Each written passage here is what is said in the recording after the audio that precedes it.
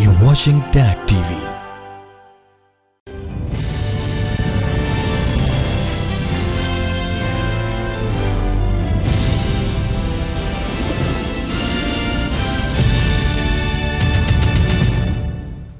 Good evening. Welcome to South Asia Newsline. I'm Lipakshi Khurana. Here are the top stories we're tracking for you on Tuesday, the 29th of May.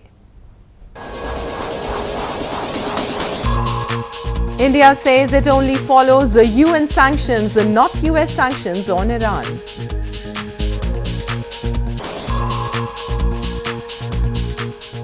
Afghanistan-Pakistan vow to bring peace talks back on track.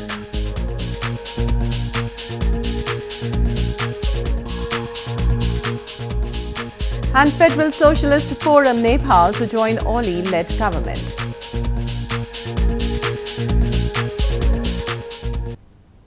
And now for all the details, Iranian Foreign Minister Mohammad Javad Zarif held talks with his Indian counterpart Sushma Swaraj in New Delhi on Monday. The visit aimed to boost bilateral ties and seek support for Iran's nuclear deal from India.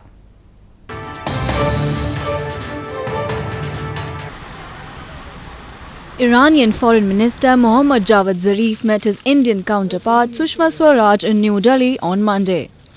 Zarif's day-long visit was aimed at seeking India's support for its nuclear deal with world powers after the United States pulled out of the Iran nuclear deal, which limited Iran's uranium enrichment in exchange for sanctions relief. He has been visiting leaders of several countries to discuss the future of the nuclear deal, including meeting the European Union, British, French and German counterparts in Brussels.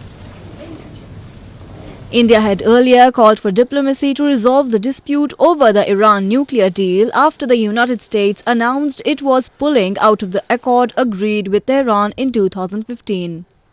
हमारा बहुत साफ कहना है कि हम UN sanctions को मानते हैं, कंट्री स्पेसिफिक सैंक्शंस को नहीं मानते। पिछली बार भी जब अमेरिका ने सैंक्शंस ईरान पे लगाई थी तो हमारा व्यापार उनसे चलता रहा था। New Delhi has long-standing ties with Iran, which is also one of its top oil suppliers. But it has developed close political and security ties with the United States. Two US congressmen recently vowed to use every tool at their disposal to prevent Pakistan from oppressing ethnic and religious minorities. The congressmen expressed ire over human rights violations against the Mohajir community in Pakistan and hailed US sanctions on assistance to Islamabad.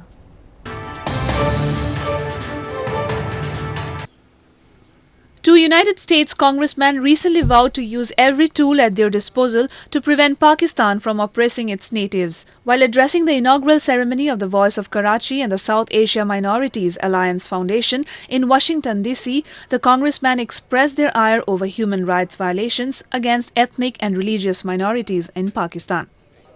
They made it clear that the U.S. would not continue ties with such nations who treat their minorities just as any other group. With every tool that we have in the toolbox, whether it's sanctions, whether it's the implication of global Magnitsky concepts on leaders who oppress their people, whether in Pakistan or anywhere, I will advocate on behalf of that. Further, another congressman, Scott Perry, said American money or aid should not be given to countries who suppress their people. I voted against funding for Pakistan because I thought they are not acting the way that we would in America. Number one, and you don't take American money and oppress your people with our money. That's not what we stand for. Mohajirs have long claimed to have been suffering human rights violations at the hands of a nation which they say does not accept them as their own. They allege discrimination by Islamabad and demand banning the Pakistani army, which they say has been breeding and spreading militancy. They blame innocent people are subjected to torture, killings and enforced disappearances for raising their voices in the country. Moving on, Dogra community from India's Jammu and Kashmir province recently organized an anti-Pakistan protest in London City. The protest aimed at highlighting the role of Pakistan in creating disturbances in Jammu and Kashmir through unprovoked ceasefire violations along the border, resulting in several casualties. A community organization of Dogras belonging to India's Jammu and Kashmir province recently staged a protest against ceasefire violations along the border by Pakistan. The protest was conducted in front of the Pakistani High Commission in London in solidarity with the Jammu border villages, which Pakistan targets using both small arm fires and heavy caliber weapons, causing extensive damage to both life and property. The protesters also highlighted the recent death of an 8-month-old child in the incidents of unprovoked firing by Pakistan during the holy month of Ramzan. I request Pakistan to stop bleeding our borders, stop killing our people, and are you really that strong that you really got scared from this 8-month-old kid? It's really shameful. Stop fighting. Continued ceasefire violations by Pakistani troops in the past week led to fear among the villagers living in border areas, forcing them to leave their homes to take shelter in government camps. India also accuses Pakistan of training and infiltrating militants across the border to spread unrest in Kashmir Valley. Pakistan denies the allegations. In news from Afghanistan, security officials from Afghanistan and Pakistan recently held a meeting in Islamabad and agreed to resume efforts for peace negotiations in Afghanistan and to speed up the process of implementing the Joint Action Plan for Peace. The high-level meeting was crucial as Kabul has long accused Islamabad of harboring the militant group Taliban to operate against Afghanistan.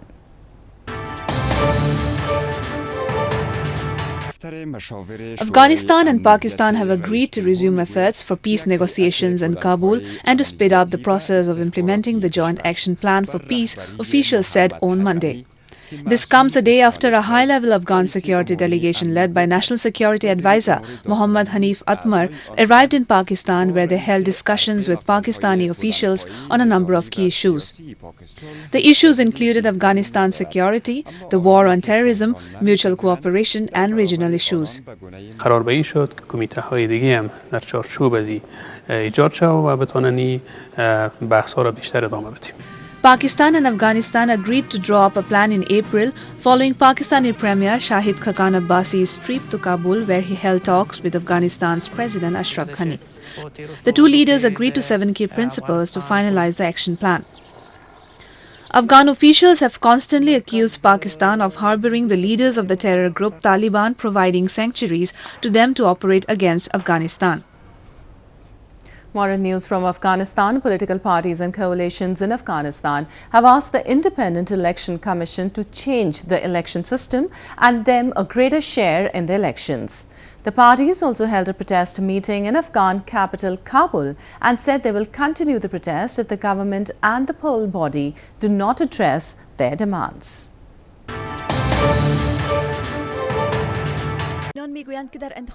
Political parties and coalitions in Afghanistan on Monday asked the Independent Election Commission or IEC to change the election system and give parties a greater share in the elections. Representatives of 28 political parties and groups held a protest meeting in Kabul and said that the current election system is not inclusive. The protest comes at a time when Afghanistan is scheduled to witness parliamentary and district council polls in October this year. Currently, elections are not party-based, but rather people vote for individuals. احزاب طی نشست روز 29 ثوره 1397 نظام انتخاباتی موسوم به MDR را به عنوان طرح مشترک و واحد احزاب تصویب نموده و قرار بود نسخه مکتوب آن را تسلیم کمیسیون 4 جانبه نمایند که با تأسف حکومت با نادیده انگاری خاص احزاب تا اکنون اقدام به تشکیل کمیسیون متذکره نکرده است. داریم با کمیسیون انتخابات با دولت افغانستان با جامعه بین المللی یک بار دیگر را تاکید میکنیم که شما در مورد انتخابات طرح‌ها و برنامه‌های منطقی و اصولی احزاب را مد نظر بگیرید. The parties and groups warned they would continue their protest in Kabul and in other provinces if the government and the poll body do not take action to address their demands. They have suggested that each province should be one constituency in the election and that they should be allowed to announce a list of their candidates in each province and introduce up to 250 candidates across Afghanistan.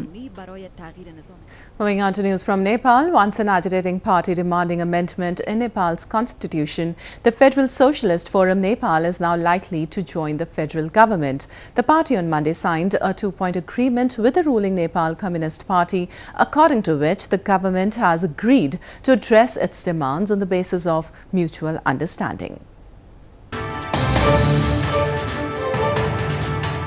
After signing a two-point agreement with the ruling Nepal Communist Party on Monday, the Federal Socialist Forum Nepal, or FSFN, is all set to join the government at the centre.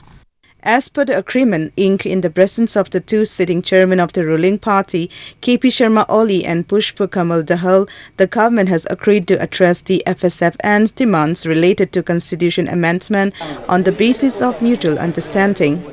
Nepalese Premier KP Sharma Oli has been constantly making promise to amend the constitution on the basis of the importance and the mutuality.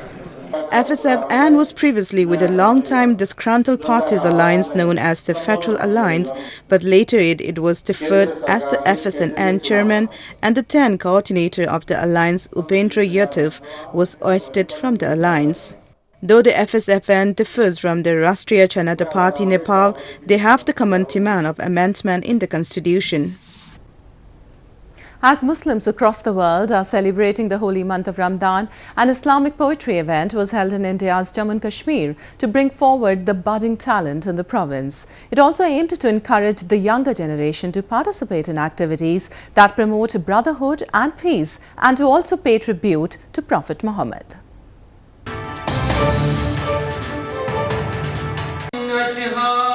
Hundreds of students from across India's northern Jammu and Kashmir province participated in an Islamic poetry event held in Srinagar city recently. The event was specially organized during the holy month of Ramadan, as Muslims across the valley are trying to engage themselves in activities like reciting their holy book Quran, consulting Islamic literature, attending Islamic conferences and other religious events. It provided a platform to the students to showcase their potential of Islamic poetry and writing skills.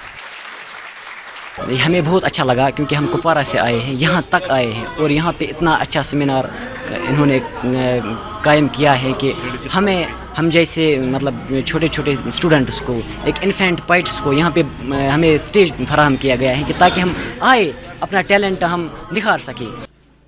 The main aim of the event was to pay tribute to Prophet Muhammad, the founder of Islam during Ramadan, and also make the students aware about the humanity and peace that the Prophet preached. The holy month of Ramadan is a time to detach from worldly pleasures and focus on one's prayers. Around 30 women donated their hair at a special charitable event held recently for cancer patients in Dimapur city of India's northeastern Nagaland province. The hair will be converted into wigs and donated to less privileged chemotherapy patients.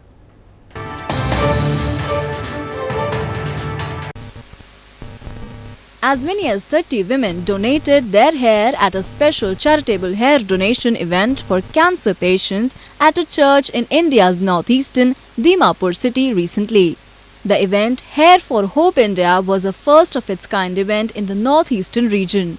The donated hair will be converted into wigs and donated to less privileged chemotherapy patients.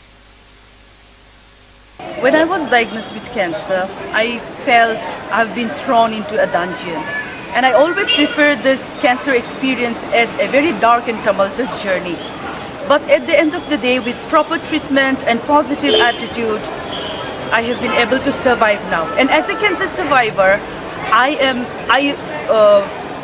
made a pledge, or I made a commitment that I will come back and work for cancer patients who are undergoing through the same pain and anguish that I have gone through. The donors, mostly young girls, pledged for a lifetime donation at the event. They were all felicitated with a certificate from the foundation. The event also saw the launching of Protect Your Mom Asia campaign, an initiative for breast cancer self-exam awareness under the same banner. Well, that's the way it was in South Asia this evening. Before we conclude, the top stories once again. India says it only follows the UN sanctions, not US sanctions on Iran.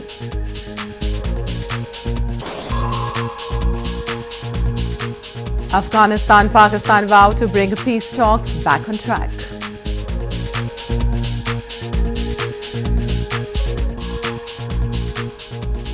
And Federal Socialist Forum Nepal to join Oli-led government.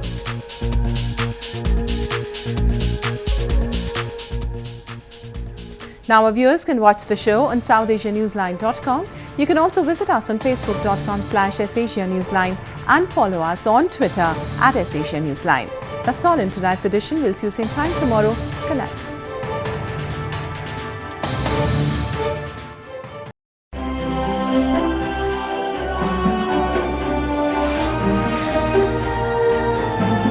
You're watching TAG TV.